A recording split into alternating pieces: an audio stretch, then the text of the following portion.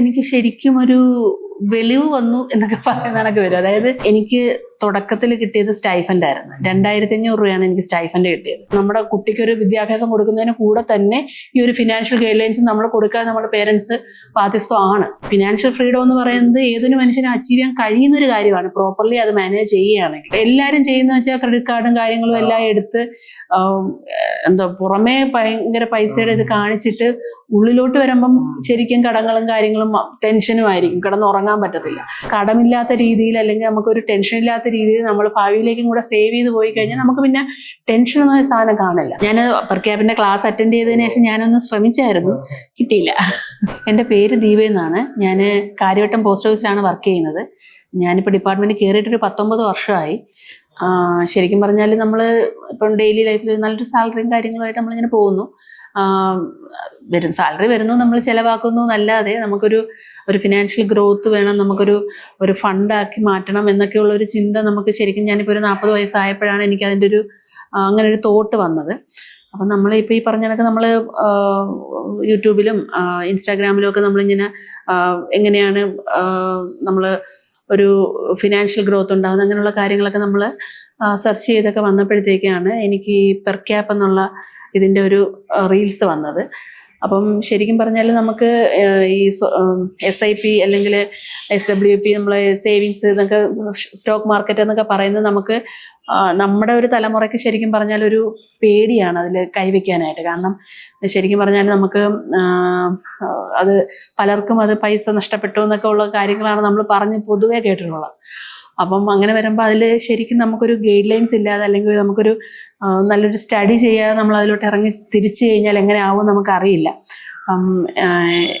എനിക്ക് ഹസ്ബൻഡ് ഇപ്പം US onsite പോയിരിക്കുകയാണ്. ഹസ്ബൻഡ് നേരത്തെ തന്നെ ഇതിൽ SIPയും കാര്യങ്ങളും എല്ലാം സ്റ്റോക്ക് മാർക്കറ്റിലൊക്കെ ചെയ്തിട്ടുണ്ട്. അപ്പം ഈ പറഞ്ഞ കണക്ക് ഹസ്ബൻഡ് പറയുമായിരുന്നത് ഇതൊക്കെ ട്രൈ ചെയ്ത് നോക്കണം, നല്ല സേവിങ്സ് ആണെന്നൊക്കെ പറയുമായിരുന്നെങ്കിൽ തന്നെയും നമുക്കതൊരു പേടിയുണ്ടായിരുന്നു. അപ്പം ശരിക്കും ഞാനിപ്പോൾ പെർ ക്യാപ്പിൽ കോൺടാക്ട് ചെയ്തപ്പോഴത്തേക്ക് അത് നമുക്ക് നല്ലൊരു കോഴ്സ് സ്ട്രക്ചറും കാര്യങ്ങളും നമുക്ക് ഓരോന്നും എന്താണ് എങ്ങനെയാണ് അതിൽ നമ്മൾ ചെയ്യേണ്ടത്, എന്തൊക്കെ ഫണ്ടമെന്റൽസ് ആണ് അല്ലെങ്കിൽ എന്തൊക്കെ നമ്മൾ നോക്കണം എന്നൊക്കെ ഉള്ള നല്ലൊരു ഗൈഡ് ലൈൻസ് നമുക്ക് കിട്ടുകയും മാർക്കറ്റിൻ്റെ അപ് ടു ഡേറ്റ് ആയിട്ടുള്ള ഡേ ബൈ ഡേ ഉള്ള നമുക്ക് അപ്ഡേറ്റ്സ് കിട്ടുകയും ചെയ്തു. അപ്പോൾ അപ്ഡേറ്റ്സ് കിട്ടിയപ്പോഴത്തേക്ക് നമുക്ക് ഇപ്പം ഒരു സ്റ്റോക്ക് നമ്മൾ കണ്ടു കഴിഞ്ഞാൽ അത് എങ്ങനെയൊക്കെ നമുക്കത് നല്ലതാണോ എന്ന് നമ്മൾ സ്വയം തീരുമാനിക്കണം എന്നുള്ളത് നമുക്ക് അതിൻ്റെ ഒരു ഗൈഡ് ലൈൻസ് നല്ല രീതിക്ക് കിട്ടി. അപ്പം സജഷൻസ് കിട്ടുന്നതിൻ്റെ കൂടെ തന്നെ നമുക്കും അത് നോക്കി അത് കണ്ടുപിടിച്ച് എന്താണ് നമുക്ക്, അല്ലെങ്കിൽ നമുക്കൊരു സ്റ്റോക്ക് ഇപ്പോൾ താഴോട്ട് പോയാൽ അത് ഹോൾഡ് ചെയ്യണോ വേണ്ടേ എന്നൊക്കെ ഉള്ള നമുക്കൊരു അവയർനെസ് കിട്ടി. അപ്പം അങ്ങനെ ഞാനിപ്പം ഒരു ബാങ്ക് അക്കൗണ്ട് ഞാൻ അതിലേക്ക് മാറ്റിയിട്ടേക്കാണ്. അപ്പം നമ്മൾ അതിലോട്ട് മാസം ഒരു ഫണ്ട് മാറ്റുന്നത് അത് SIP ആയിട്ട് കൃത്യമായിട്ട് അടഞ്ഞു പോകുന്നുണ്ട്. അപ്പം നമുക്കൊരു ലോങ് ടൈമിലേക്ക് നമുക്ക് അതിൽ തന്നെ നമുക്ക് റിട്ടേൺസ് എത്ര കിട്ടുമെന്നൊക്കെ ഉള്ള ഒരു ജസ്റ്റ് ഒരു എമൗണ്ടുകൾ നമുക്ക് അതിനകത്ത് കാൽക്കുലേഷനും കാര്യങ്ങളും എല്ലാം കിട്ടുന്നുണ്ട്. ഇപ്പം നമുക്ക് എന്ത് ഡൗട്ട് ഉണ്ടെങ്കിലും നമുക്ക് ചോദിക്കാനും ഇങ്ങനെയാണ് ഇപ്പം സാർ ഇങ്ങനൊരു സ്റ്റോക്ക് വന്നാൽ അത് ഇങ്ങനൊരു ഇപ്പം സ്റ്റോക്ക് ഇപ്പോൾ താന്നു പോയി നമ്മൾ എന്ത് ചെയ്യണം, ഹോൾഡ് ചെയ്യണോ എന്നൊക്കെ നമുക്കൊരു സജഷൻ നമുക്ക് ടൈംലി നമുക്കത് കിട്ടുന്നുണ്ട്. പിന്നെ ഇപ്പം നമുക്ക് പെട്ടെന്നൊരു മാർക്കറ്റ് ഡൗൺ ആയാൽ തന്നെയും നമുക്കത് എന്തുകൊണ്ടത് പെട്ടെന്ന് ഡൗൺ ആയി, ഇപ്പം പെട്ടെന്ന് നമുക്ക് അറിയാൻ പറ്റത്തില്ല. നമ്മളിപ്പോൾ ഇൻവെസ്റ്റ് ചെയ്തുകൊണ്ടിരിക്കുന്നു, പെട്ടെന്ന് മാർക്കറ്റ് ഡൗൺ ആയി, എന്താണ് അതിനുള്ള ഒരു സെനാരിയോ നമുക്ക് പെട്ടെന്ന് അറിയാൻ പറ്റത്തില്ല. അപ്പോൾ പക്ഷെ നമുക്ക് ഇങ്ങനൊരു കമ്മ്യൂണിറ്റിയിൽ നമ്മളിപ്പം മെമ്പർ ആയതുകൊണ്ട് നമുക്ക് അപ്പോഴേ അറിയാൻ പറ്റും. ഇപ്പം ആഗോളതലത്തിൽ ഇങ്ങനൊരു എന്തെങ്കിലും ഒരു മാറ്റം, ഒരു യുദ്ധമോ അല്ലെങ്കിൽ എന്തെങ്കിലും കാര്യങ്ങൾ വന്നതുകൊണ്ടാണ് നമുക്കിപ്പോൾ ഇന്ത്യയിൽ ഇപ്പോൾ താരിഫ് ഒരു $500 താരിഫൊക്കെ വന്നു, അങ്ങനെയൊക്കെ വന്ന കാര്യങ്ങൾ കൊണ്ടാണ് സ്റ്റോക്ക് ഇടിഞ്ഞതെന്നുള്ളത് നമുക്ക് മനസ്സിലാക്കാൻ പെട്ടെന്ന് കഴിയുന്നുണ്ട്. അപ്പോൾ നമുക്ക് ആ ഒരു ടെൻഷൻ ഇല്ലാതാവും, നമുക്ക് അയ്യോ എന്തുകൊണ്ടാണെന്നുള്ള ആ ഒരു ടെൻഷൻ ഇല്ലാതാവും, നമുക്കത് ഹോൾഡ് ചെയ്ത് പോകാമെന്നുള്ളൊരു ഇത് കിട്ടും, നമുക്ക് മെൻ്റൽ ഉറപ്പ് കിട്ടും. ശരിക്കും പറഞ്ഞാൽ നമ്മൾ പഠിച്ചുകൊണ്ടിരിക്കുന്ന സമയത്ത് നമുക്ക് ജോലി കിട്ടാൻ വേണ്ടിയിട്ടാണ് എല്ലാവരും പഠിക്കുക. പക്ഷേ ജോലി കിട്ടിക്കഴിഞ്ഞാൽ നമുക്കത് സാലറി കിട്ടും. എനിക്ക് തുടക്കത്തിൽ കിട്ടിയത് സ്റ്റൈഫൻഡ് ആയിരുന്നു. 2500 രൂപയാണ് എനിക്ക് സ്റ്റൈഫൻഡ് കിട്ടിയത്. എനിക്ക് പഠിച്ചിറങ്ങി ഒരു 21 വയസ്സിലാണ് ജോലി കിട്ടുന്നത്. അപ്പം അന്ന് ആ 2500 രൂപയിൽ ഞാൻ വാങ്ങിച്ച സാധനങ്ങളെന്ന് പറഞ്ഞു കഴിഞ്ഞാൽ എനിക്ക് അച്ഛന് ഗിഫ്റ്റ് വാങ്ങിച്ചു, അമ്മയ്ക്ക് കല്യാണത്തിന് മുമ്പായിരുന്നു, അമ്മയ്ക്ക് വാങ്ങിച്ചു, അനിയന് വാങ്ങിച്ചു, എല്ലാവർക്കും എനിക്ക് വാങ്ങാൻ കഴിഞ്ഞു. എനിക്ക് ഉപയോഗിക്കാൻ കഴിയും. പക്ഷേ ഇന്ന് 2500 രൂപ കൊണ്ട് യാതൊരു കാരണം ശരിക്കും പറഞ്ഞാൽ നമ്മൾ പഠിച്ചുകൊണ്ടിരിക്കുന്ന സമയത്ത് നമുക്ക് ജോലി കിട്ടാൻ വേണ്ടിയിട്ടാണ് എല്ലാവരും പഠിക്കുക. പക്ഷേ ജോലി കിട്ടിക്കഴിഞ്ഞാൽ നമുക്കത് സാലറി കിട്ടും. എനിക്ക് തുടക്കത്തിൽ കിട്ടിയത് സ്റ്റൈഫൻഡായിരുന്നു. 2500 രൂപയാണ് എനിക്ക് സ്റ്റൈഫൻഡ് കിട്ടിയത്. എനിക്ക് പഠിച്ചിറങ്ങി ഒരു 21 വയസ്സിലാണ് ജോലി കിട്ടുന്നത്. പക്ഷേ അന്ന് എനിക്ക് അതിനൊരു പ്രോപ്പർ ഗൈഡ് ലൈൻസോ ഇത് തരാൻ അങ്ങനെ അന്നത്തെ കാലഘട്ടത്തിൽ അങ്ങനെ ആരും ഉണ്ടായിരുന്നില്ല. പക്ഷെ ഇപ്പോൾ ഉള്ള കുട്ടികൾക്ക് ഇപ്പം പെർ ക്യാപ്പ് പോലെ ഒരുപാട് നമുക്ക് ഇത് അറിവ് നേടാനുള്ള ഫിനാൻഷ്യൽ അറിവ് നേടാനുള്ള സാഹചര്യങ്ങൾ ഇപ്പോൾ ഒരുപാടുണ്ട്. അപ്പം ഞാൻ വിചാരിക്കുന്നത് എൻ്റെ മക്കളിപ്പം ഒരാൾ +1 ആണ്, ഒരാൾ 8th ആണ്. ഞാൻ അവർക്കൊരു ജോലി കിട്ടിയാൽ ആദ്യം ഞാൻ സജസ്റ്റ് ചെയ്യുന്നത് ഇങ്ങനൊരു കോഴ്സ് എടുക്കുക, പഠിക്കുക. എങ്ങനെയാണ് നമുക്ക് സാലറി കിട്ടിയാൽ മാത്രം പോരല്ലോ, അത് നമുക്ക് എങ്ങനെ വിനിയോഗിക്കണം, നമ്മുടെ ഭാവിക്ക് വേണ്ടി സേവ് ചെയ്യുക, നമ്മൾ കറണ്ട് ചിലവുകളെല്ലാം നടന്നു പോകണം, അത് ശരി തന്നെയാണ്. നമ്മൾ കടമില്ലാത്ത രീതിയിൽ അല്ലെങ്കിൽ നമുക്കൊരു ടെൻഷൻ ഇല്ലാത്ത രീതിയിൽ നമ്മൾ ഭാവിയിലേക്കും കൂടെ സേവ് ചെയ്ത് പോയി കഴിഞ്ഞാൽ നമുക്ക് പിന്നെ ടെൻഷൻ എന്നൊരു സാധനം കാണില്ല. ഫിനാൻഷ്യൽ ഫ്രീഡം എന്ന് പറയുന്നത് ഏതൊരു മനുഷ്യനും അച്ചീവ് ചെയ്യാൻ കഴിയുന്നൊരു കാര്യമാണ്, പ്രോപ്പർലി അത് മാനേജ് ചെയ്യുകയാണെങ്കിൽ. അപ്പം അങ്ങനെ അവരെ തുടക്കത്തിൽ തന്നെ സാലറി കിട്ടുന്നതിൻ്റെ കൂട്ടത്തിൽ തന്നെ അവർ ഇതും പഠിപ്പിക്കണം, പെർ ക്യാപ്പിൽ തന്നെ ചേർക്കണമെന്നാണ് എൻ്റെ ആഗ്രഹം. അപ്പം അത് ചേർത്ത് എനിക്കത് പഠിപ്പിച്ച് വേണം അവരെ മുന്നോട്ട്, കാരണം അവർക്ക് പിന്നീട് ഉള്ള കാര്യം അവർ നോക്കിക്കോളും, അത് സേവിങ്സും കാര്യങ്ങളും അവർ നോക്കിക്കോളും. അപ്പം ശരിക്കും പറഞ്ഞാൽ നമ്മുടെ കുട്ടിക്കൊരു വിദ്യാഭ്യാസം കൊടുക്കുന്നതിന് കൂടെ തന്നെ ഈ ഒരു ഫിനാൻഷ്യൽ ഗൈഡ് ലൈൻസ് നമ്മൾ കൊടുക്കാൻ നമ്മുടെ പേരൻസ് ബാധ്യസ്ഥമാണ്. ഇല്ല, ഒരിക്കലും ഇല്ല. ഒരു സ്കൂളുകാർ പോലും നമ്മൾ ഈ പറഞ്ഞ കണക്ക് ഒരു ഫിനാൻഷ്യൽ നിങ്ങൾ പഠിക്കുക, നിങ്ങളൊരു നല്ല സാലറി ജോലി വാങ്ങിക്കുക എന്നുള്ള ലക്ഷ്യം മാത്രമേ അവർ ആക്കി കൊടുക്കുന്നുള്ളൂ. പക്ഷേ ഇപ്പോഴത്തെ തലമുറയ്ക്ക് ശരിക്കും ഒരുപാട് പേർക്ക് അങ്ങനെ ലക്ഷ്യം പോലും ഇല്ലാത്തവരും ഉണ്ട്. പക്ഷെ അങ്ങനെ ആ ഒരു ജോലിയിലേക്ക് എത്തിച്ചേരുമ്പം അതെങ്ങനെ, അല്ലെങ്കിൽ ജോലി തന്നെ ഇപ്പൊ ബിസിനസ് എന്തോ ആയിക്കോട്ടെ, ജോലി അല്ലെങ്കിൽ ബിസിനസ്, നമുക്ക് എന്തായാലും ഒരു ഏണിങ്സ് വരും. ആ ഏണിങ്സ് പ്രോപ്പറായിട്ട് നമ്മൾ മാനേജ് ചെയ്ത് കഴിഞ്ഞാൽ നമുക്ക് നമ്മുടെ ഡേ ടു ഡേ ലൈഫും പോവും, നമുക്ക് ഭാവിയിലേക്കും അതൊരു നല്ല ഇതായിരിക്കും. എന്ത് ചെയ്യണമെന്ന് എല്ലാവരും ചെയ്യുന്ന വെച്ചാൽ ക്രെഡിറ്റ് കാർഡും കാര്യങ്ങളും എല്ലാം എടുത്ത് പുറമേ ഭയങ്കര പൈസയുടെ ഇത് കാണിച്ചിട്ട് ഉള്ളിലോട്ട് വരുമ്പം ശരിക്കും കടങ്ങളും കാര്യങ്ങളും ടെൻഷനും ആയിരിക്കും, കിടന്നുറങ്ങാൻ പറ്റത്തില്ല. പക്ഷെ നമ്മളത് പ്രോപ്പറായിട്ട് വിനിയോഗിച്ചെങ്കിൽ നമുക്ക് ആ പ്രശ്നം വരുന്നില്ല. ഇപ്പം നമുക്കിപ്പോൾ ഇയർലി നമുക്ക് ഹൈക്ക് വരും, ഇപ്പോൾ DAയുടെ ഹൈക്ക് വരും, അല്ലെങ്കിൽ നമുക്ക് ഇയർലി ഉള്ള ഒരു സാലറിയുടെ ചെറിയൊരു ഹൈക്ക് വരും. അതൊക്കെ നമ്മൾ ഇതുപോലെ ഇപ്പം 100 രൂപ വെച്ച് വേണമെങ്കിലും നമുക്കിപ്പം റിയൽ എസ്റ്റേറ്റിൽ നിക്ഷേപിക്കാം, അല്ലെങ്കിൽ ഗോൾഡിൽ നിക്ഷേപിക്കാം, അല്ലെങ്കിൽ സിൽവറിൽ നിക്ഷേപിക്കാം, എല്ലാത്തിലും നമുക്ക് നിക്ഷേപിക്കാം. അത് നമ്മൾ ആ 100 രൂപ ആയിക്കോട്ടെ, 100 രൂപ ആണെങ്കിൽ പോലും നമ്മൾ ആ ഒരു ലോങ് ടൈമിലേക്ക് നിക്ഷേപിച്ച് കഴിഞ്ഞാൽ നല്ലൊരു ഫണ്ടായി മാറും അത് കോമ്പൗണ്ടിങ്ങിലൂടെ. അതിലൊരു 100 രൂപയെങ്കിലും നമ്മൾ മാറ്റി വയ്ക്കും. ഇപ്പം 2500 100 എന്ന് പറയുമ്പോൾ ഒരു എമൗണ്ട് ആണ്. അതുപോലെ നമുക്ക് എത്രയാണോ സാലറി കിട്ടുന്നത് അതിൻ്റെ ഒരു ഇത്ര % നമ്മൾ ഒരു അക്കൗണ്ടിലോട്ട് അങ്ങ് മാറ്റിയിടുക. കാരണം ആ അക്കൗണ്ട് പിന്നെ നമ്മൾ വേറെ ഒന്നിനും അതിൽ നിന്ന് നമ്മൾ പൈസ പിന്നെ എടുക്കരുത്, അത് ആ ഇൻവെസ്റ്റ്മെന്റിന് ഉപയോഗിക്കുക. ഇപ്പം നമുക്ക് സപ്പോസ് ഇപ്പോൾ ഒരു കാർ വാങ്ങണം, അല്ലെങ്കിൽ ഒരു വീട് വെക്കണം, അങ്ങനെയാണെങ്കിൽ പോലും നമുക്ക് അതൊരു ഫണ്ടാക്കി എടുക്കും. നമുക്ക് ഒരു ലോങ് ടൈമിലേക്ക് ഇപ്പം നമുക്കൊരു 5 വർഷത്തിനകത്ത്, ഒരു 10 വർഷത്തിനകത്ത് നമുക്കൊരു കാർ വാങ്ങണം എന്നുണ്ടെങ്കിൽ അതിന് വേണ്ടി ഒരു SIP തുടങ്ങിയിടുക. അതിൻ്റെ ഫണ്ട് കിട്ടുമ്പോൾ അത് ചെയ്യുക. നമുക്കവിടെ കടം വരുന്നില്ല, നമുക്ക് ആ സാലറി നല്ലോണം മാനേജ് ചെയ്ത് നമുക്ക് ലക്ഷ്യങ്ങളിലോട്ട് എത്താനും പറ്റും. ഇനിയിപ്പോൾ ഒരു ഗോളായിട്ട് ഞാൻ കാണുന്നത്, എനിക്ക് ഈ നമ്മളെ എമർജൻസി ഫണ്ട് അങ്ങനെയുള്ള കാര്യങ്ങളൊന്നും എനിക്കില്ലായിരുന്നു. അപ്പം ഞാനിപ്പോൾ RD ചെയ്യുന്നതെന്ന് വെച്ചാൽ എമർജൻസി ഫണ്ടിന് വേണ്ടിയിട്ടാണ്. കാരണം നമുക്കൊരു 5 വർഷം കൊണ്ടൊരു ഫണ്ട് നല്ലൊരു ഫണ്ടാക്കി എടുക്കണമെന്നുള്ളതുകൊണ്ട്. പിന്നെ ഈ SIPയും കാര്യങ്ങളും ഒക്കെ ഞാൻ ഒരു ലോങ് ടൈമിലേക്കാണ് നോക്കുന്നത്. അപ്പം നമുക്ക് ടെൻഷൻ ഇല്ല. മറ്റേ നമ്മളിപ്പം സ്വിംഗ് ട്രേഡിങ് സ്വിംഗ് ട്രേഡിങ്ങും എനിക്ക് ഇഷ്ടപ്പെട്ടതാണ്. കാരണം വെച്ച് കഴിഞ്ഞാൽ സ്വിംഗ് ട്രേഡിങ് നമുക്ക് ഡെയിലി നോക്കാൻ പറ്റുമെങ്കിൽ നമ്മുടെ വർക്ക് കൾച്ചർ അനുസരിച്ചിരിക്കും. ഇപ്പൊ നമുക്ക് 8:30 to 4:30 ആണ് നമുക്ക് ഓഫീസ് വരുന്നത്. അപ്പം നമുക്കെന്ന് പറഞ്ഞാൽ കസ്റ്റമർ റിലേറ്റഡ് ആണ്. അതായത് നമ്മളെ ഫ്രണ്ടിൽ ഒരു കസ്റ്റമർ വന്ന് നിൽക്കുമ്പോൾ നമുക്ക് നമ്മുടെ ഇത് ഡീറ്റെയിൽസ് നോക്കാൻ, ഫോണൊന്നും നോക്കാനുള്ള ഇത് നമുക്ക് കിട്ടത്തില്ല. അപ്പം അങ്ങനെയുള്ളവർക്ക് കൂടുതൽ ലോങ് ടേം ആയിരിക്കും ഈ SIPകളായിരിക്കും നല്ലത്. അല്ല നമുക്കിപ്പോൾ ഇടയ്ക്ക് ഇച്ചിരി ഗ്യാപ്പൊക്കെ കിട്ടുന്ന ജോലി രീതിയാണെന്നുണ്ടെങ്കിൽ നമുക്ക് സ്വിംഗ് ട്രേഡിങ് നല്ലൊരു ഓപ്ഷനാണ് തുടങ്ങി. കാരണം ശരിക്കും പലരുടെയും ക്യാരക്ടർ പല രീതിയാണ്. അപ്പം എൻ്റെ മോളെ സംബന്ധിച്ചിടത്തോളം ഞാൻ അവൾക്കൊരു 200 രൂപ ഞാൻ ഒരു പോക്കറ്റ് മണിയായിട്ട് കൊടുത്തു കഴിഞ്ഞാൽ അവൾക്ക് അവിടെ മറ്റേ ക്യാൻറ്റീനും കാര്യങ്ങളൊക്കെ ഉണ്ട്. അവൾ പക്ഷെ അതൊരു 2-3 ആഴ്ചയിലത്തേക്ക് അത് 200 രൂപ അവൾ അതിൽ നിൽക്കും. അപ്പം അതൊരു ഒരാളിൻ്റെ ഒരു കൺസെപ്റ്റ്, ഒരു രീതിയാണ്. അപ്പം ചിലർ ആ ഒരു 200 രൂപ ഒറ്റ ദിവസം കൊണ്ട് തീർക്കുന്നവർ കാണും, 1000 രൂപ ഒരു ദിവസം കൊണ്ട് തീർക്കുന്നവർ കാണും. അപ്പം നമ്മൾ ആ ഒരു ശരിക്കും അങ്ങനെ ഒരു ചിട്ടയായ ഒരു ഡിസിപ്ലിൻഡ് ആയിട്ട് പോയി കഴിഞ്ഞാൽ നമുക്കതൊരു ഞാൻ പ്രതീക്ഷിക്കുന്ന അവൾക്ക് ഇനി സാലറി കിട്ടി തുടങ്ങുമ്പോഴും അവൾ ആ ഒരു ഞാൻ പറഞ്ഞിട്ടുണ്ട്. കാരണം നമുക്ക് ഒരു എമൗണ്ട് ഇതിനായിട്ട് മാറ്റി വയ്ക്കുക, നമുക്കത് സേവിങ്സിനായിട്ട് ഉപയോഗിക്കാം, ബാക്കിയിൽ അത് ചിലവാക്കിക്കോട്ടെ, അതിന് പ്രശ്നമില്ല. എൻ്റെ ഹസ്ബൻഡ് എന്ന് പറഞ്ഞാലും ചേട്ടൻ ഒരു തുക അത് അതിനായിട്ട് തന്നെ ഇപ്പം നമ്മളെ ചിലവിൽ വരാത്ത രീതിയിൽ അതിനായിട്ട് തന്നെ മാറ്റി വയ്ക്കും. അപ്പം ലോങ് ടൈമിലേക്ക് അത് നല്ലൊരു ഫണ്ടായിട്ട് ഞങ്ങളിപ്പം ഞങ്ങൾക്ക് സ്വർണവും കാര്യങ്ങളും ഉണ്ടായിരുന്നു, ഞങ്ങൾ ലോക്കറിലായിരുന്നു വെച്ചിരുന്നത്. അതവിടെ ഇരുന്നെന്ന് പറഞ്ഞ് നമുക്ക് മന്ത്ലി നമ്മൾ അതിന് റെന്റ് കൊടുക്കുന്നു, പിന്നെ കള്ളന്മാരെ പേടിക്കണം, നമ്മൾ കൂടെ പോയി ലോക്കർ തുറന്നു നോക്കണം അതവിടെ ഉണ്ടോ എന്ന്. അതെ, എല്ലാം നമ്മൾ അതുകൊണ്ട് അവിടെ ഇരുന്നെന്ന് പറഞ്ഞ് നമുക്ക് വേറെ ഒന്നും റിട്ടേൺ കിട്ടുന്നില്ല. പക്ഷെ ഞങ്ങളൊരു ഡിസിഷൻ ഒന്നിച്ചെടുത്തതെന്ന് വെച്ചാൽ ഞങ്ങൾ കൊടുത്തിട്ട് ഞങ്ങളത് സോവറിൻ ഗോൾഡ് ബോണ്ടിലിട്ടപ്പോഴത്തേക്ക് അത് നല്ലൊരു ഗ്രോത്ത് കിട്ടുകയും ചെയ്ത് ഞങ്ങൾക്ക് വർഷത്തിൽ അതിന് ഇൻട്രസ്റ്റ് ഇങ്ങോട്ട് കിട്ടുകയും ചെയ്യുന്നുണ്ട്. കള്ളനെ പേടിക്കേണ്ട, വേറെ കാര്യങ്ങളൊന്നുമില്ല, ജസ്റ്റ് ഒരു പേപ്പർ മാത്രമേ ഉള്ളൂ, അത് സേഫായിട്ട് ലോക്കറിൽ ഇരുന്നോളൂ. നമുക്കത് ലോങ് ടൈമിലേക്ക് നല്ലൊരു ആ കിട്ടുന്ന ഇൻട്രസ്റ്റ് എടുത്ത് നമുക്ക് വീണ്ടും ETF ഗോൾഡ് ETF കാര്യങ്ങളിലും ഇട്ട് അതൊരു ഫണ്ടാക്കി എടുക്കാൻ പറ്റുന്നുണ്ട്. അങ്ങനൊരു കാര്യം ചെയ്യാൻ പറ്റി. ഞങ്ങൾ ഏതാണ്ട് 40 അടുപ്പിച്ചാണ് ഞങ്ങൾ ഇട്ടത്. പക്ഷെ അതിപ്പോൾ ഏതാണ്ട് 1 crore above ആയിട്ടുണ്ട്. അപ്പം ഞങ്ങൾക്കതൊരു നല്ലൊരു ഇതായിട്ടാണ് തോന്നിയത്. ഞങ്ങൾ നല്ലൊരു ഡിസിഷൻ എടുത്താണൊക്കെയാണ് തോന്നിയത്. അത്രയും നാൾ അതവിടെ കിടക്കുമല്ലോ, അത്രയും നാളത്തെ ഇൻട്രസ്റ്റ് നമുക്ക് കിട്ടും. നമ്മൾ ലോക്കലിൽ നിന്ന് പറഞ്ഞാൽ അതിൻ്റെ ഒരു ഇൻട്രസ്റ്റും കിട്ടത്തില്ലായിരുന്നു. പക്ഷേ ഇതായപ്പോഴത്തേക്ക് അതിൻ്റെ ഇൻട്രസ്റ്റ് നമുക്ക് കിട്ടുന്നുണ്ട്. അത് പിന്നീട് നാളെ അതിൻ്റെതായ ക്രൈസിസ്, സ്വർണത്തിൻ്റെതായ ക്രൈസിസോ കാര്യങ്ങളോ ഒന്നും വരുമ്പോൾ നമുക്കത് പേടിക്കേണ്ട ഒരു കാര്യമില്ലാതെ ഗവൺമെൻറ് സെക്യൂരിറ്റിയിൽ ഇരിക്കുകയല്ലേ, അങ്ങനൊരു ഇത് ഉണ്ട്. പിന്നെ കൂടുതലും ഞാൻ SIPs ആണ് ഇപ്പം കോൺസെൻട്രേറ്റ് ചെയ്യുന്നത്.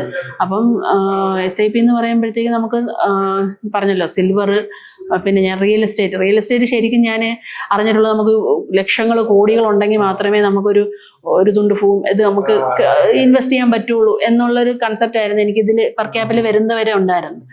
പക്ഷേ ഇതിൽ വന്നപ്പോഴാണ് ഞാൻ അറിഞ്ഞൊരു 100 രൂപ ഉണ്ടെങ്കിലും ഒരു 500 രൂപ ഉണ്ടെങ്കിലും നമുക്ക് പിന്നെ നമുക്ക് എന്തുവാണ് റിയൽ എസ്റ്റേറ്റിൽ നിക്ഷേപിക്കുക എന്നുള്ളത് മനസ്സിലായത്.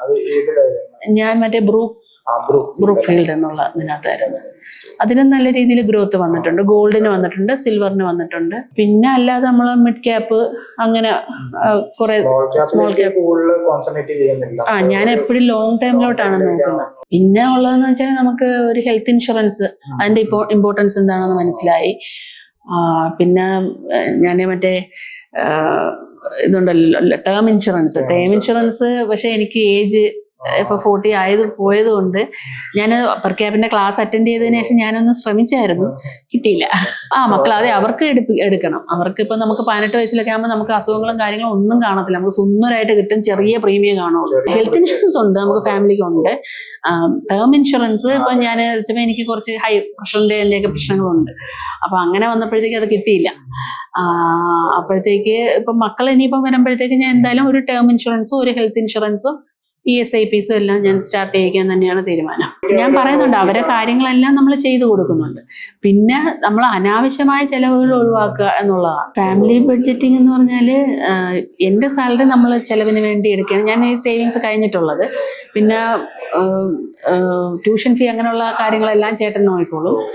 അങ്ങനെ ഒരു ഇതിലങ്ങ് പോവുകയാണ്. പിന്നെ ചേട്ടനും സേവ് ചെയ്യുന്നുണ്ട് ഒരു സൈഡിൽ, ഞാനും സേവ് ചെയ്യുന്നുണ്ട് ഒരു സൈഡിൽ. അപ്പം മക്കൾക്ക് നാളൊരു സമയം ഈ പറഞ്ഞനക്ക് അവരുടേതായ കാര്യങ്ങളെല്ലാം ഇപ്പോൾ കോളേജിൽ പഠിക്കുന്ന സമയത്തായാലും അവർക്കായിട്ടൊരു ഫണ്ട് മാറ്റിയിടുന്നുണ്ട്. അതായത് ഹസ്ബൻഡ് തന്നെ മാറ്റിയിടുന്നുണ്ട്. അതായത് അവർക്ക് കോളേജിൽ പഠിക്കുമ്പോൾ അവർക്ക് ചിലവൊക്കും കാര്യങ്ങൾക്കും വേണ്ടി. കാരണം നമുക്ക് അന്നേരം ചിലപ്പോൾ പെട്ടെന്ന് നമ്മളതിൽ ഫണ്ട് എടുക്കാനുണ്ടാവത്തില്ല. അതുപോലെ അവർ ഫീസ് അടയ്ക്കാനായാലും അവരുടെ പേരിൽ തന്നെ നമ്മൾ അക്കൗണ്ട് തുടങ്ങിയിട്ട് അവരുടെ പേരിൽ നിക്ഷേപിക്കുന്നുണ്ട്. അപ്പം അവരുടെ ഭാവിയിലേക്കുള്ള കാര്യങ്ങൾക്ക് അത് മതിയാവും. അപ്പം നമുക്ക് അഥവാ പെട്ടെന്നൊരു ഫണ്ട് എടുക്കാൻ ഇല്ലെങ്കിൽ പോലും നമുക്ക് പേടിക്കേണ്ട ഒരു ആവശ്യം വരുന്നില്ല. ഫ്യൂച്ചറിലേക്ക് നമ്മൾ അവർക്ക് വേണ്ടി ഇത് ചെയ്യുന്നുണ്ട്. അപ്പം അവരതിലങ്ങ് ജീവിച്ചോളും, പ്രശ്നമില്ല. പിന്നെ ഒരു ജോലി കിട്ടിക്കഴിഞ്ഞാൽ പിന്നെ അവർക്ക് അതിൻ്റെ ഒരു ആവശ്യം വരില്ല. പിന്നെ എപ്പോഴും നമുക്കൊരു ഉയർച്ചയിൽ നമ്മൾ സ്വപ്നം കണ്ടാൽ മാത്രമല്ല അതിൻ്റെ നമ്മൾ എന്തോ ഒരു മലയോളം നമ്മൾ ആഗ്രഹിച്ചാൽ മാത്രമേ ഒരു കുന്നോളം കിട്ടൂ എന്ന് പറയുന്നതൊക്കെ. അവരും നല്ലൊരു ജോലി കിട്ടാൻ വേണ്ടിയിട്ടാണ് അവർ ട്രൈ ചെയ്യുന്നത്. അത് കിട്ടുമെന്ന് നമ്മൾ അവരെ എന്താണ് മെന്റൽ ഹെൽത്ത് കൊടുക്കുന്നുണ്ട്, സപ്പോർട്ട് കൊടുക്കുന്നുണ്ട്. അങ്ങനെ എത്തിച്ചേരുകയാണെങ്കിൽ അവർക്കും പിന്നെ വലിയ കുഴപ്പമില്ലാതെ ജീവിച്ചു പോകാവുന്നതേ ഉള്ളൂ. റിട്ടയർമെന്റ് പ്ലാനിന് വേണ്ടിയിട്ട് തന്നെയാണ് ഞാനിപ്പം ശരിക്കും പറഞ്ഞാൽ അത് ചിന്തിച്ചിട്ട് തന്നെയാണ് ഞാൻ ഇതിലോട്ട് വന്നത്. അപ്പം ശരിക്കും ഒരു ലോങ് ടൈം, ഇപ്പം എനിക്കിപ്പം 40 വയസ്സായി, ഇപ്പം എനിക്ക് 60 വയസ്സ് വരെയാണ്, എനിക്ക് ഇനി ഒരു 20 വർഷവും കൂടെ ഉണ്ട്. അപ്പോൾ ആ 20 വർഷം കൊണ്ട് എനിക്ക് നല്ലൊരു ഫണ്ടാക്കി എടുക്കണം എന്നുള്ളതാണ് ഇപ്പം എൻ്റെ ഒരു ആഗ്രഹം വരുന്നത്. അപ്പം SIP ഇനിയിപ്പം ഞാൻ മാക്സിമം ഞാൻ SIP ഇടുന്നുണ്ട്. ഇനി എനിക്ക് എന്തെങ്കിലും ഒരു സാലറി ഹൈക്കോ കാര്യങ്ങളോ വരുമ്പോൾ വേണം വീണ്ടും എനിക്ക് അടുത്തൊരു, ഞാനിപ്പോൾ വിചാരിക്കുന്ന ഒരു ലോങ് ടൈമിലേക്ക് ഒരു മിഡ് ക്യാപ് ഫണ്ടിലോ അങ്ങനെ ഏതെങ്കിലും ഒന്നിൽ നിക്ഷേപിക്കണമെന്നാണ് വരുന്നത്. ഞാനിപ്പോൾ ട്രയലാണ് ഓരോന്നും ചെയ്യുന്നത്. അതായത് ഓരോ SIP ഞാൻ എടുക്കുമ്പോൾ ചെറിയ എമൗണ്ട് തുടങ്ങും. ചെറിയ എമൗണ്ട് തുടങ്ങിയിട്ട് അതിൻ്റെ ഗ്രോത്ത് ഞാൻ നോക്കിയിട്ട് അത് എനിക്ക് നല്ലതാണെന്ന് തോന്നുകയാണെങ്കിൽ അതിൽ കൂടുതൽ ഫണ്ട് ഇടും. അപ്പോൾ നമുക്ക് SIP ഇപ്പോൾ എത്ര വേണമെങ്കിലും തുടങ്ങാമല്ലോ. അപ്പോൾ നമ്മൾ അതിൽ പിന്നെ കൂടുതൽ, ഇപ്പോൾ ഞാൻ സപ്പോസ് ഒരു 500 രൂപ ഞാൻ തുടങ്ങിയിട്ട് എനിക്കത് നല്ല ഗ്രോത്ത് ഉണ്ട്, നല്ല, ഇപ്പോൾ സിൽവർ ഞാൻ അങ്ങനെയാണ് ചെയ്തത്. ഞാൻ ഒരു ചെറിയ എമൗണ്ടിന് തുടങ്ങിയിട്ട് അത് ഗ്രോത്ത് ഉണ്ടെന്ന് എനിക്ക് കണ്ടു കഴിഞ്ഞപ്പോൾ ഞാൻ അതിലോട്ട് കൂടുതൽ എമൗണ്ട് ഇട്ടു, സ്റ്റെപ്പ് അപ്പ് ചെയ്തു. നമ്മൾ പെട്ടെന്ന് ആദ്യമേ കയറി ഒരു ഫണ്ടങ്ങ് ഇട്ടിട്ട് അഥവാ അത് നമുക്ക് SIP ഇടയ്ക്ക് വെച്ച് ബ്രേക്ക് ചെയ്താൽ നഷ്ടമായിരിക്കും. അപ്പം നമ്മളെപ്പോഴും ഒരു 3 വർഷം അല്ലെങ്കിൽ 5 വർഷത്തിൽ കൂടുതൽ ഇട്ടാൽ മാത്രമേ അതിലൊരു നല്ലൊരു ഗ്രോത്ത് ഉണ്ടാവുള്ളൂ. അപ്പം അത് നമ്മൾ ട്രൈ ചെയ്തിട്ട് അത് ഗ്രോത്ത് ഉണ്ടെന്ന് തോന്നിയാൽ നമുക്ക് പിന്നെ സ്റ്റെപ്പ് അപ്പ് ചെയ്താൽ കുഴപ്പമില്ല, നല്ല രീതിക്ക് നമുക്കൊരു ഗ്രോത്ത് വരും. അങ്ങനെയാണ് ചെയ്യുന്നത് ഇപ്പം. അതായത് ഇപ്പം നമുക്ക് ഫണ്ടമെന്റൽ അനാലിസിസ്, ടെക്നിക്കൽ അനാലിസിസ് എല്ലാം നമുക്ക് ക്ലാസ്സുകൾ നല്ല രീതിക്ക് കിട്ടിയിട്ടുണ്ട്. അപ്പം എനിക്കിനി അടുത്തൊരു ഇതെന്ന് പറഞ്ഞാൽ ഒരു നല്ലൊരു സ്മോൾ ക്യാപ് ഫണ്ട്, അല്ലെങ്കിൽ അതിൽ കണ്ടിട്ട് ഒരു ലോങ് ടൈമിലേക്ക്, ഈ പറഞ്ഞ ഒരു 20 വർഷമെങ്കിൽ 20 വർഷത്തേക്ക് നിക്ഷേപിക്കണമെന്നുള്ളതാണ് ഞാൻ വിചാരിക്കുന്നത്. അപ്പം അത് ഫണ്ടമെന്റൽ അനാലിസിസ് നോക്കി. പക്ഷേ ഇപ്പോഴത്തെ സിറ്റുവേഷൻ പറഞ്ഞാൽ ഞാനിപ്പോൾ മാക്സിമം ഞാനിപ്പോൾ ഈ ഒരുവിധം നല്ല ഷെയർ SIPകളിൽ ഇട്ടിട്ടുണ്ട്. അപ്പം അത് ഓട്ടോമാറ്റിക് അടഞ്ഞു പോയിക്കൊണ്ടിരിക്കുകയാണ്. ഇനി എനിക്കുള്ളതെന്ന് വെച്ചാൽ ഇനി അടുത്ത ഫണ്ട് വരുമ്പോൾ ഞാൻ അതിലോട്ടാണ് പോകുന്നത്. നല്ലൊരു ലോങ് ടൈമിലേക്ക് നമുക്ക് ഫണ്ടമെന്റൽ അനാലിസിസ് നടത്തി നമുക്കിപ്പം നല്ല രീതിയിൽ ആ ക്ലാസ്സുകൾ കിട്ടിയിട്ടുണ്ട്.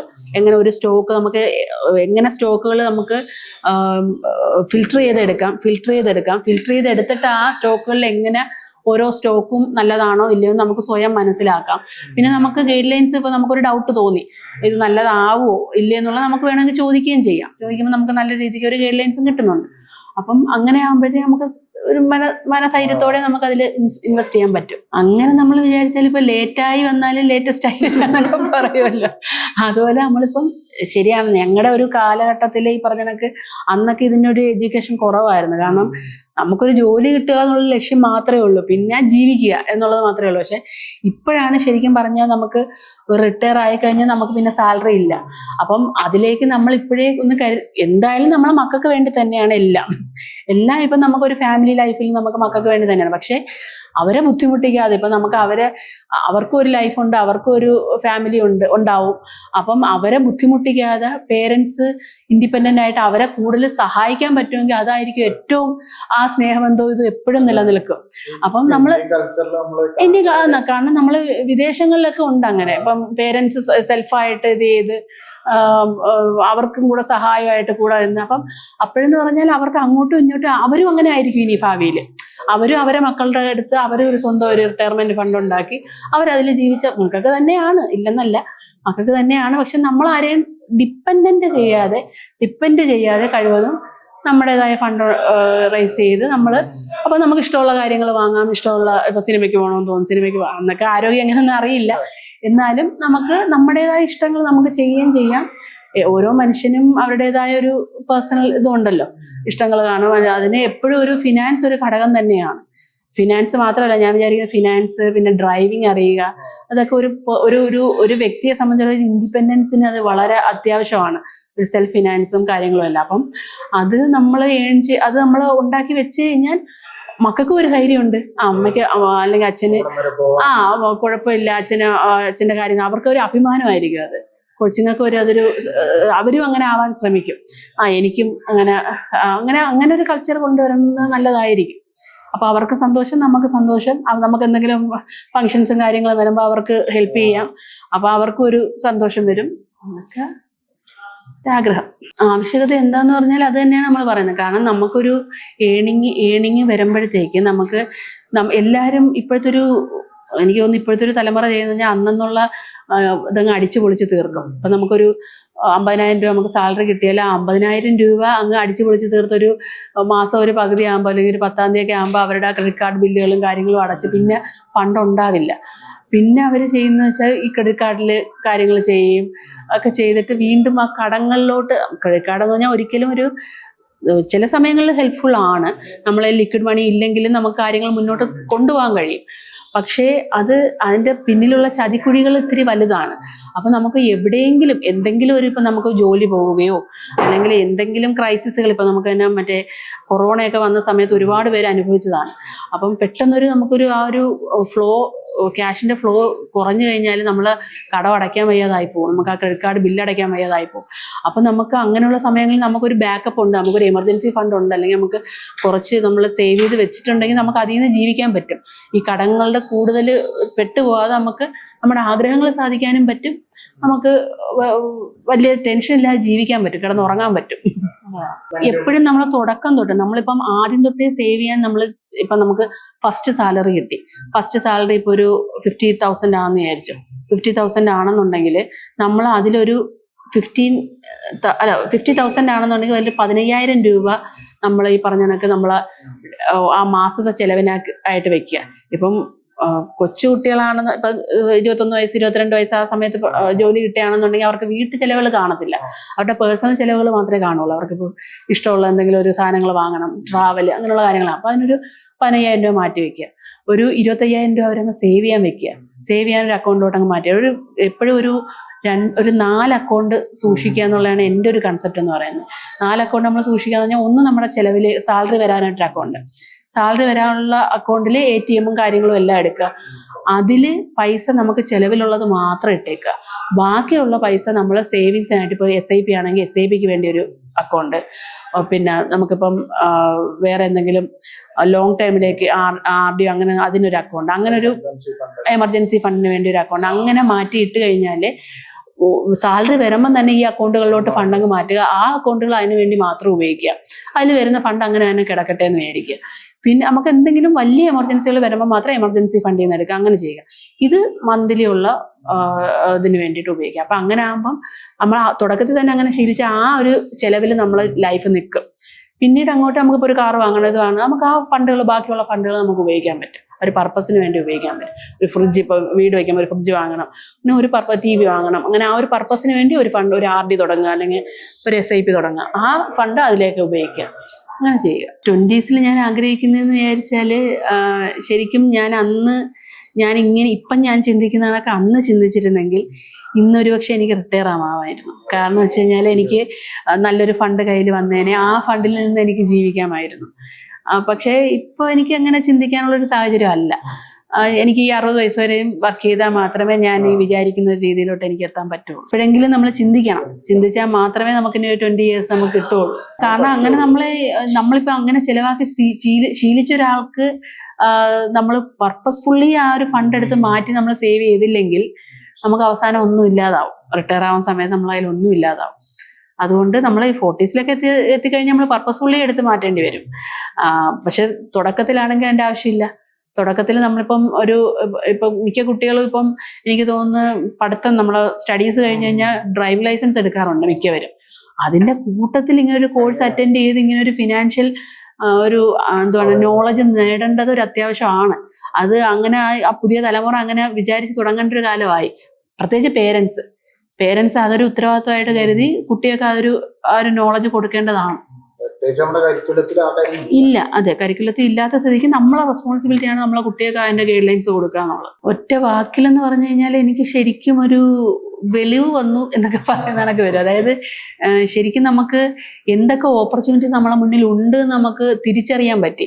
കാരണം ഇപ്പം നമുക്ക് സാധാരണ ഒരു ലൈഫിൽ നമുക്ക് അറിയാൻ പറ്റുക, ഞാൻ പോസ്റ്റ് ഓഫീസിലാണ് വർക്ക് ചെയ്യുന്നത്, അപ്പോൾ എനിക്ക് RD ഇങ്ങനെയൊക്കെയുള്ള കാര്യങ്ങളാണ് എനിക്കറിയാം, FD അങ്ങനെയാണ് അറിയാൻ പറ്റുക. പക്ഷെ അതിനൊരു പരിധിയുണ്ട്. ഞാനിപ്പോൾ ഒരു RD ഇട്ടെന്ന് പറഞ്ഞാൽ എനിക്ക് 6.7 ആയിരിക്കും കിട്ടുക.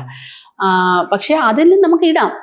പക്ഷെ നമുക്കൊരു എന്താണ് ഒരു ലോങ് ടൈമിലോട്ടൊരു നല്ല ഗ്രോത്ത് വേണമെന്ന് നമ്മൾ ആഗ്രഹിക്കുന്നെങ്കിൽ നമ്മൾ FDസിലും കാര്യങ്ങളിലും ഇട്ടിട്ട് കാര്യമില്ല. നമ്മൾ SIP തന്നെ നോക്കണം. ഇപ്പം തന്നെ ഞാൻ പറഞ്ഞില്ല, സിൽവറിൽ ഞാൻ നിക്ഷേപിച്ചപ്പോൾ ഞാനിപ്പോൾ ഒരു 6 മാസം ആവുന്നേ ഉള്ളൂ. പക്ഷെ 6 മാസം കൊണ്ട് എനിക്ക് 40% ഗ്രോത്ത് കിട്ടി അതിൽ. അപ്പോൾ അതിൽ ലോങ് ടൈമിൽ പോകുമ്പോൾ എനിക്ക് നല്ലൊരു എമൗണ്ട് ആയിട്ട് അതൊരു കോർപ്പസ് ആയിട്ട് വരും എന്ന് ഞാൻ കരുതുന്നു. അപ്പം എന്താണ് അപ്സ് ആൻഡ് ഡൗൺസ് എപ്പോഴും ഉണ്ടാവും. SIPയിലായാലും നമ്മൾ സ്റ്റോക്കിലായാലും ഉണ്ടാവും. പക്ഷെ നമ്മളത് ബുദ്ധിപരമായിട്ട് നമ്മൾ ആ ഒരു മെൻ്റൽ ഹെൽത്ത് പഠിച്ചിട്ട് ഇപ്പം നമുക്ക് ഇങ്ങനെ പഠിക്കുമ്പോൾ ഒരു ഗുണമെന്ന് പറഞ്ഞാൽ ഒരു ഡൗൺ വന്നാലും നമുക്കത് ഇതുകൊണ്ടാണെന്നുള്ളൊരു റീസൺ കണ്ടെത്തി നമുക്ക് മനസ്സിന് സമാധാനിക്കാൻ പറ്റും. അല്ലാത്ത പക്ഷെ നമുക്ക് കിടന്ന് ഉറങ്ങാൻ പറ്റത്തില്ല. അപ്പം ഈ റീസൺ കൊണ്ടാണ് അതങ്ങനെ വന്നത്, അത് നമുക്ക് അപ്പാവും എന്ന് നമുക്ക് അത് ഒരു റീസൺ ഉണ്ട്. അല്ലെങ്കിൽ എപ്പോഴും അപ്പാവും എന്നൊക്കെ ഉള്ള നമുക്ക് ആ ഒരു സ്ട്രാറ്റജി ഉപയോഗിച്ച് നമുക്ക് മനസ്സിലാക്കാം. ഒരു ചാർട്ട് കണ്ടാലും നമുക്ക് അതിൻ്റെ പ്രീവിയസ് ഹിസ്റ്ററിയൊക്കെ നോക്കി നമുക്ക് മനസ്സിലാക്കാൻ പറ്റും എവിടെ അത് അപ്പാവും, എവിടം വരെ പോവാം, എവിടം വരെ ഹോൾഡ് ചെയ്യാം എന്നൊക്കെ ഉള്ളത്. നമുക്കിപ്പം സ്റ്റോപ്പ് ലോസ് ആയാലും നമുക്ക് എവിടം വരെ പോവാവൂ, അവിടെ നമ്മൾ നിർത്തിക്കോണം എന്നുള്ളൊരു അവയർനെസ് നമുക്ക് കിട്ടുന്നുണ്ട്. പെർ ക്യാപി വന്നതിന് ശേഷം അതൊരു വലിയൊരു ബെനിഫിറ്റ് ആയിട്ടാണ് എനിക്ക് തോന്നുന്നത്.